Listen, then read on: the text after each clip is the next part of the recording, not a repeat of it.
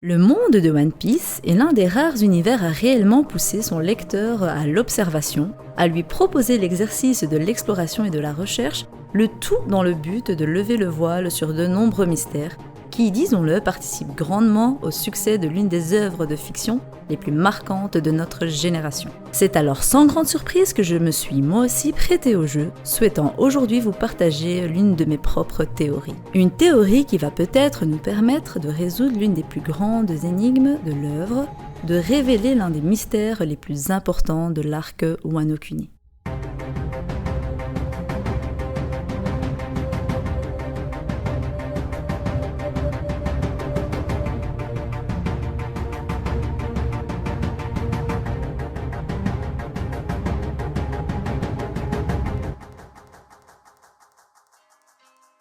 Le Smile est une création de Caesar Clown. Il s'agit des fruits du démon artificiel de type Zoan. Seulement, à l'inverse des fruits du démon classique, le cas du Smile a des chances de réussite de seulement 10%. En effet, seule une personne sur 10 arrive à en récupérer les pouvoirs, tandis que les 9 autres se voient paralysés à jamais, forcés à porter un sourire en toutes circonstances, donnant ainsi le nom de Smile. Nous avons récemment découvert que le shogun Orochi avait jeté des smiles déjà entamés aux habitants d'Ebisu pour les punir du fait qu'ils pleuraient toujours les morts dus à la famine.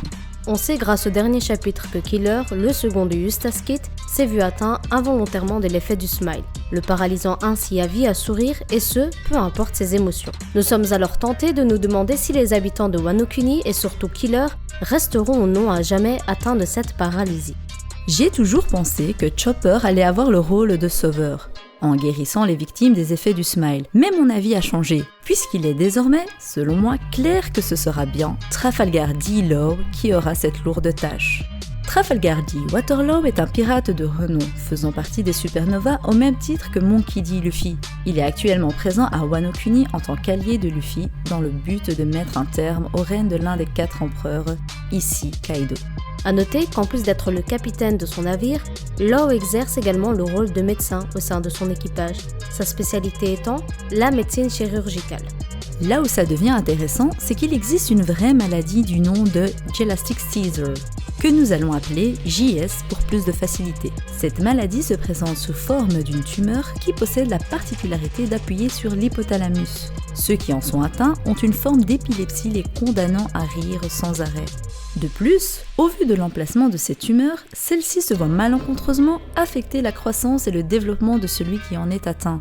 À noter que les principaux concernés par le ralentissement de la croissance sont les enfants. Bien entendu, les adultes étant déjà arrivés à terme de leur croissance ne se voient pas affectés par ce ralentissement et seul leur sourire témoigne de la présence de cette tumeur.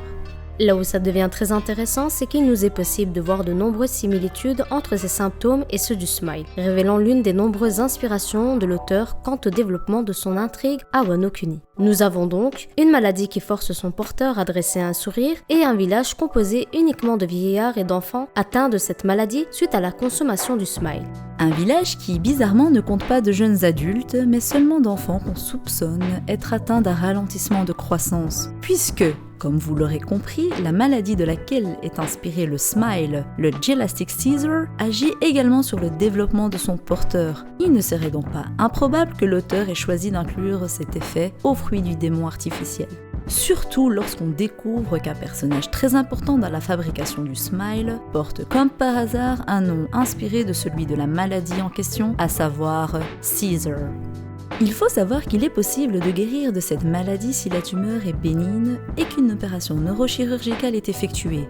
D'où l'importance de Law dans cet arc concernant la guérison de ceux ayant mangé le smile. Étant donné qu'il est chirurgien, il va sans dire qu'il sera celui qui s'occupera de guérir les victimes du smile. On peut même aller jusqu'à dire les sauver. Malgré le fait que beaucoup de personnages en soient atteints, il ne me paraît pas improbable que Law les guérisse tous grâce à son Opeopenomie. Atout majeur et clairement meilleur fruit du démon pour un chirurgien. Cependant, il se peut que certains personnages aient une tumeur trop développée, empêchant la possibilité de se faire opérer. Le rôle de Chopper sera alors, selon moi, de préparer des traitements post-opératoires pour ceux ayant été opérés et pourquoi pas de trouver un autre remède atténuant les effets du smile pour ceux qui ne peuvent pas se faire opérer. Faisons ainsi écho aux radiothérapies que les patients atteints du GS doivent suivre sur le long terme pour guérir des effets de cette maladie. Un élément qui appuie également cette théorie est le fait que Laub a déjà utilisé ce genre de procédé sur les enfants malades de Punk Hazard, en retirant de leur corps toutes les parties atteintes des effets de la drogue dont ils étaient victimes. Est-ce que vous ne vous êtes jamais posé la question de savoir pourquoi Otoko-chan avait un tel écart d'âge avec son père, le daimyo Yasue ? Otoko-chan a l'air d'avoir l'âge de Momonosuke, à savoir 8 ans, mais ce n'est effectivement qu'une impression. Il se pourrait fortement qu'elle ait en réalité la vingtaine, étant donné qu'on peut se dire que l'incident d'Ebisu par Orochi s'est produit il y a de cela entre 15 et 20 ans, et ce, peu après son ascension au pouvoir. Une chose est sûre, Otoko-chan est atteinte par les effets du smile. L'hypothèse n'est donc clairement pas à écarter. C'est un élément qui pourrait également appuyer l'une des premières théories sur ma chaîne, théorie selon laquelle Otoko ne serait nul autre que Hiyori. Et si, comme je l'ai toujours dit, Komurasaki s'était fait passer pour Hiyori afin de protéger Otoko-chan? C'est à Wano Kuni et plus précisément à la Flower Capital que certains Mugiwara ont rencontré Otoko-chan pour la première fois. Une petite fille qui m'a directement paru mystérieuse. Au premier abord, j'avais fait le lien entre Toko et Toki, le premier pouvant se définir par le lieu et le second par le temps. Une notion espace-temps qui pourrait nous mettre sur la piste d'un possible lien familial entre les deux. Par la suite, on découvre que Toko est une Kamuro et qu'elle sert Loiran Komurasaki. Mais l'idée qu'elle soit Hiyori ne m'a jamais vraiment quittée, surtout lorsqu'on voit l'importance qu'elle a au sein de cet arc. Elle a toujours été protégée et surtout par Komurasaki qui a mis sa vie en danger pour la sauver. À ce moment précis, je me suis posé la question, pourquoi risquer sa vie pour une simple servante? Et cette question est encore plus pertinente quand on apprend que Komurasaki est en réalité Hiyori. Lors de sa première apparition, Komurasaki était un personnage détestable, et depuis qu'elle s'est révélée être Hiyori, son caractère a complètement changé. Une preuve qu'elle joue très bien la comédie et qu'elle peut assumer n'importe quel rôle, même celui d'une princesse déchue.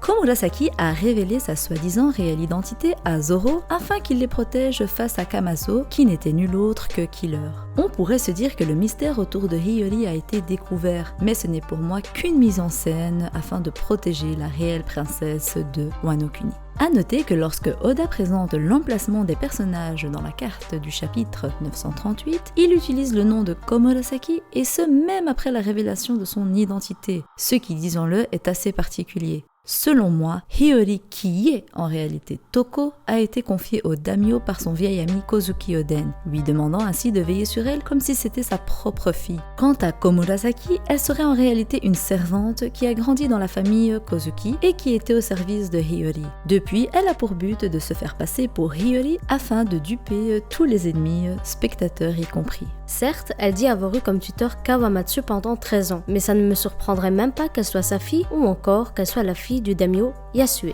On a déjà eu le cas d'un changement de personnalité avec Pudding, mais le schéma scénaristique qui entoure Komurasaki n'est pas du tout le même. D'un côté, nous avions Pudding qui jouait l'innocente afin de duper volontairement les Mugiwara et les piéger, tandis que de l'autre côté, nous avons Komurasaki et Toko qui ont été obligés de switcher de personnage afin de se protéger contre leurs ennemis à Wano Kuni.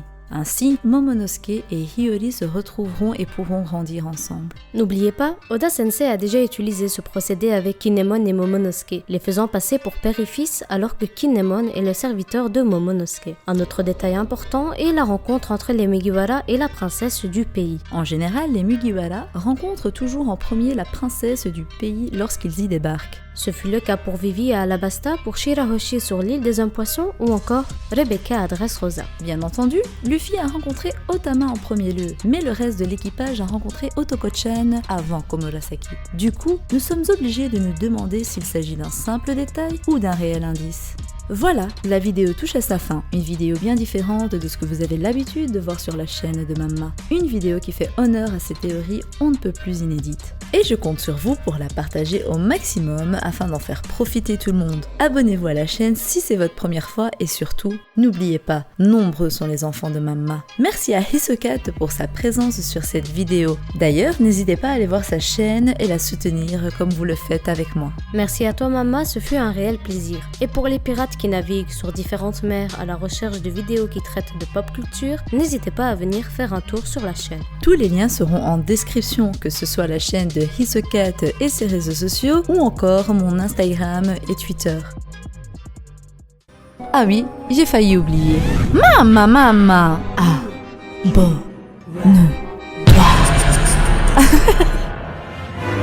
Je suis Big Mom, je suis Big Mom, je te bouffe ta race, même si tu t'abonnes.